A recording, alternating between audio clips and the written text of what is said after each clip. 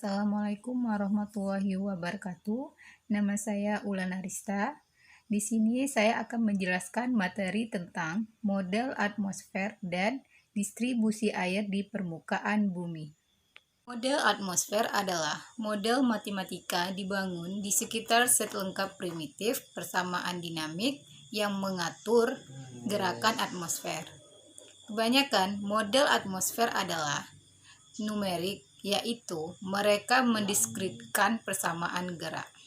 Jenis model yang dijalankan ada 4 macam, yaitu termotropik, barotropik, hidrostatik, dan non-hidrostatik. Adalah bahwa meskipun magnitudo angin termal dapat berubah, arahnya tidak berubah sehubungan dengan ketinggian. Dan dengan demikian, barokulinitas di atmosfer dapat disimulasikan dengan menggunakan 500 MB dan 1000 MB, permukaan ketinggian, geopotensial, dan angin termal, rata-rata di antaranya. Barotropik model yaitu mengasumsikan atmosfer hampir barotropik, yang berarti bahwa arah dan kecepatan angin geostropik independen tinggi. Dengan kata lain, tidak ada geseran angin vertikal dari angin geostropik. Ini juga menyiratkan bahwa kontur ketebalan proksip untuk suhu sejajar dengan kontur ketinggian tingkat atas. Pada jenis atmosfer ini, area bertekanan tinggi dan rendah merupakan pusat anomali suhu hangat dan dingin. Hidrostatis menyaring gelombang akustik yang bergerak vertikal dari persamaan momentum vertikal yang secara signifikan meningkatkan langkah waktu yang digunakan dalam proses model ini dikenal sebagai pendekatan hidrostatis. Model hidrostatis menggunakan koordinat vertikal tekanan atau tekanan sigma. Koordinat tekanan memotong topografi, sedangkan koordinat sigma mengikuti kontur daratan. Asumsi hidrostatisnya masuk akal selama resolusi kisi horizontal tidak kecil, yang merupakan skala di mana asumsi hidrostatis gagal. Hidrostatik yaitu model yang menggunakan seluruh persamaan momentum vertikal disebut non-hidrostatis. Model non-hidrostatis dapat diselesaikan secara anelastis.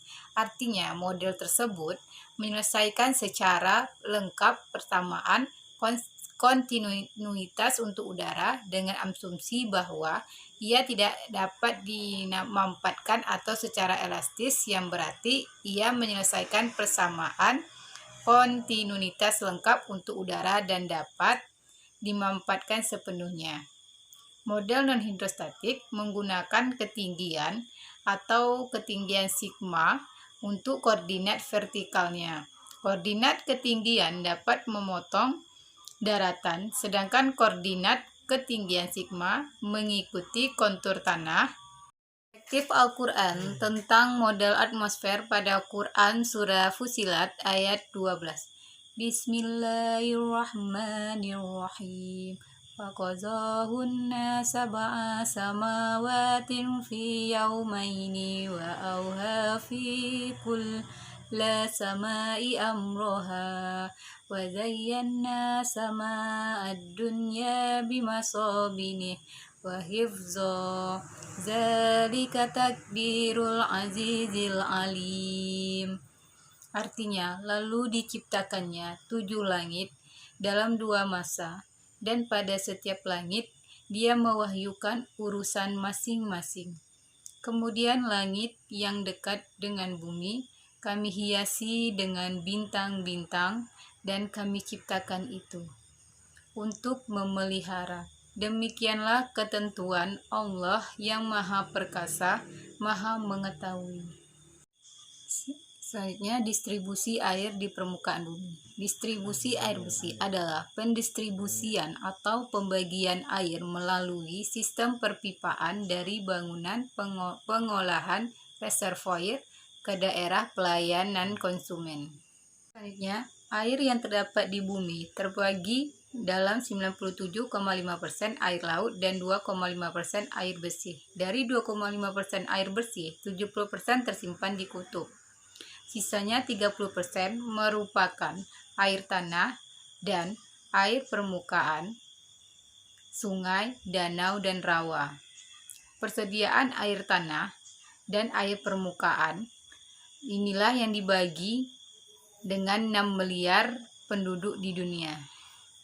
Persyaratan dalam penyediaan air bersih ada 5, yaitu persyaratan kualitas, persyaratan fisik, persyaratan kimiawi, persyaratan mikrobiologi, dan persyaratan radioaktivitas.